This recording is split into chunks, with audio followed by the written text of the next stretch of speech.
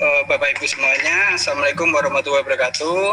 Salam sejahtera kita semua.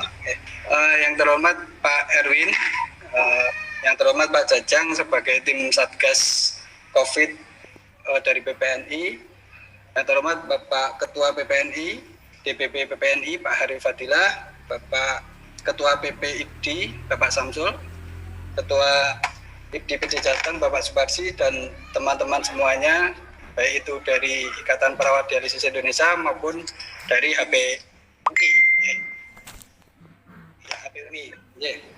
Terima kasih telah memberi kesempatan kepada saya untuk sedikit sharing terkait penerapan 3S di rumah sakit kami.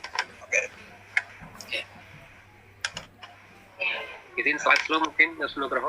Ya, oke, silakan. Ini profil saya, yaitu riwayat pendidikan saya dari Magister Keperawatan Undip tahun 2014 dan sebelumnya menyelesaikan profesi nurse di Universitas Muhammadiyah Semarang. Instansi kerja saya bekerja di instalasi hemodialisa RSUD Tugurejo, Provinsi Jawa Tengah. Organisasi kebetulan saya juga pengurus dari IPD, PD Jawa Tengah, dan PPNI DPK RSUD Tugurejo.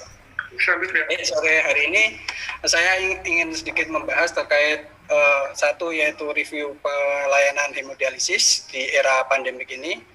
Yang kedua, latar belakang bagaimana rumah sakit kami menerapkan 3S dan bagaimana aplikasi 3S ini pada pasien hemodialisis. Di sini hemodialisis salah satu terapi pengganti ginjal yang menggunakan alat khusus dengan tujuan mengatasi gejala dan tanda akibat laju filtrasi glomerulus yang menurun, sehingga diharapkan dapat mempertahankan usia dan meningkatkan kualitas hidup pasien, khususnya pasien gagal ginjal. Pada konsepnya sebenarnya pelayanan hemodialisis, tindakan ini dilakukan secara komprehensif, dilakukan sesuai standar profesi, menggunakan peralatan yang tersedia harus sesuai dengan ketentuan, dan tindakan harus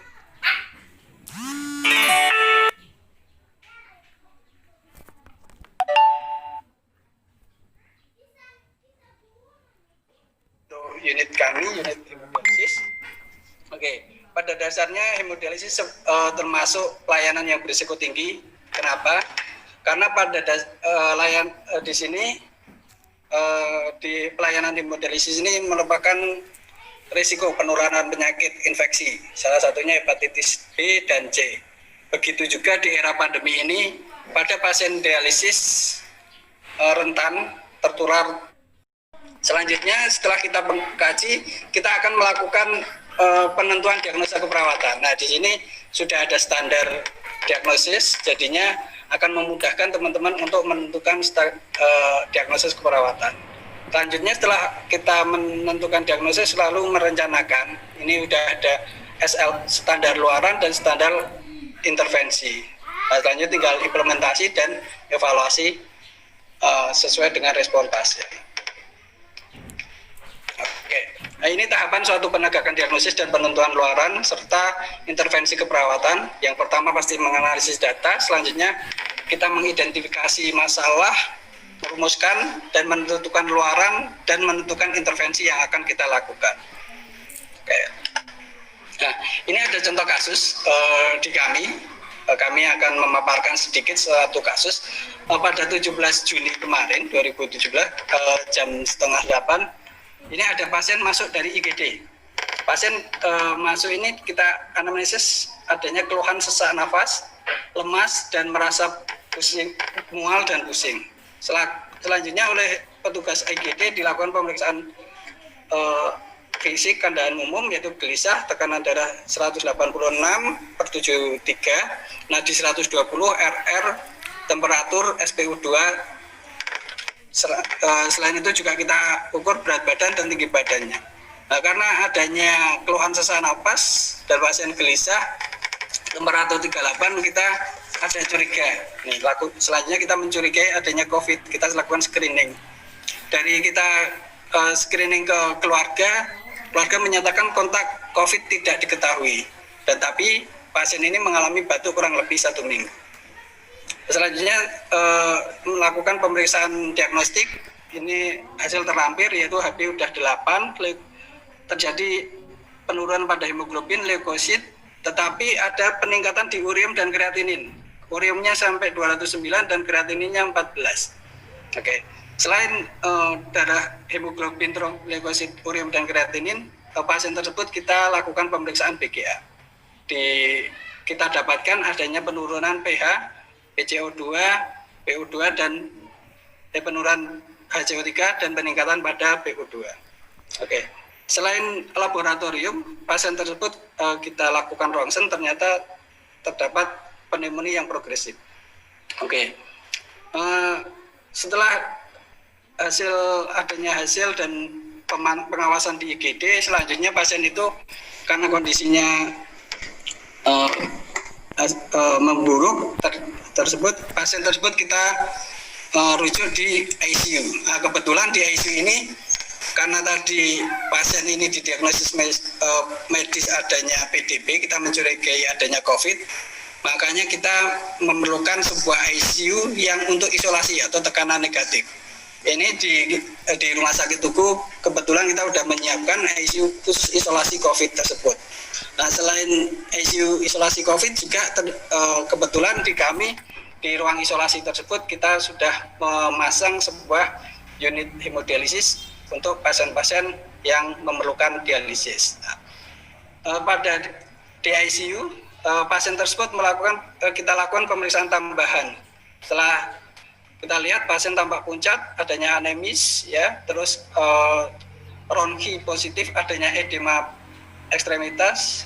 Dari keluarga kita menggali keluarga menanyakan kondisi pasien, kenapa harus dirawat di ruang khusus tersebut, kenapa kok tidak boleh ditunggu, itu pertanyaan pasien. Dari dokter mendiagnosis adalah adanya CKD, asidosis metabolik, dan kita curiga adanya PDP karena belum tegak ke COVID. Ya. Terus program medis dilanjutkan di program medis, pasien tersebut langsung dipasang doplumen dan kita diprogram oleh dokter yaitu adanya hemodialisis sito atau segera. Ya. Terapi yang diberikan oleh dokter juga pemberian sodium bikarbonat dan ondansetron. Selanjutnya jam 12 kita mempersiapkan mesin, kita melihat program hemodialisis juga sudah tertera, ternyata di situ sudah kita rencanakan hemodialisis awal dengan 3 jam, UF 1000, QD 500 dengan heparin minimal atau heparin 500 intra-unit. Oke, dari data yang tadi kita selanjutnya kita mulai ke tahapan analisis data. Ya, pada analisis data itu kita pilah-pilah antara mana data yang subjektif dan mana data yang objektif. Seperti tercantum di sini adalah yang subjektif atau tanda gejala pada gejala yaitu adanya sesak nafas, lemas, merasa mual, pusing, riwayat kontak COVID negatif belum diketahui ya.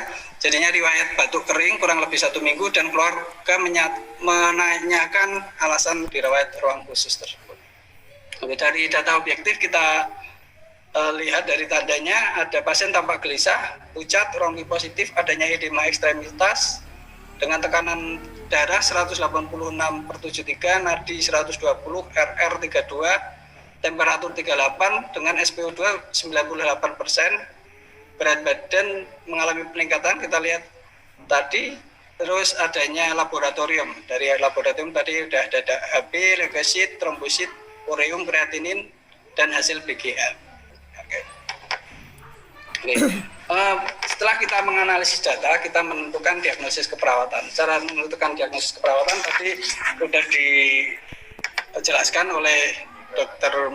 Ibu Mega terkait bagaimana menentukan diagnosis keperawatan yang negatif dan positif, bagaimana menentukan diagnosis itu aktual, risiko, ataupun merupakan diagnosis promosi kesehatan. Oke. Nah, di hemodialisis, yaitu pada pasien hemodialisis sering kita men-screening adanya diagnosis keperawatan yang sering muncul pada pasien hemodialisis, yaitu pada pradialisis itu tetap ada gangguan pertukaran gas, ada hipervolemia, nausea, intoleransi aktivitas, ansietas, defisit pengetahuan, risiko perfusi renal tidak efektif. Pada intradialisis ada beberapa diagnosis keperawatan yang sering muncul, yaitu gangguan pertukaran gas, hipervolemik, hipertermi, risiko perdarahan, risiko shock, dan adanya gangguan integritas kulit. Pada postdialisis sama, adanya gangguan pertukaran gas, hipervolemi, ansietas, intoleransi aktivitas, dan manajemen kesehatan yang tidak efektif. Ya, kita lihat kalau pada pasien-pasien kami, kalau yang tidak tertib biasanya ini ada masalah di manajemen kesehatan yang tidak efektif. Nah, ini diagnosa yang sering muncul. Mungkin ada diagnosa yang lain yang bisa masuk, ya. Jadinya bukan sebuah yang mutlak ada. Ya. Ya. Dari kasus yang tadi, kasus Nuna R itu kita menentukan diagnosis keperawatan, yaitu tentang gangguan pertukaran gas dengan kode D003. Penyebabnya apa sih? Yaitu adanya ketidakseimbangan ventilasi dan perfusi, ditandai oleh gejala mayor dan gejala minor, yaitu adanya di gejala mayor yaitu adanya dyspnea, adanya di objektifnya ada penurunan PCO2, PO2 menurun, adanya takikardi, dan pH arteri juga mengalami penurunan. Gejala minornya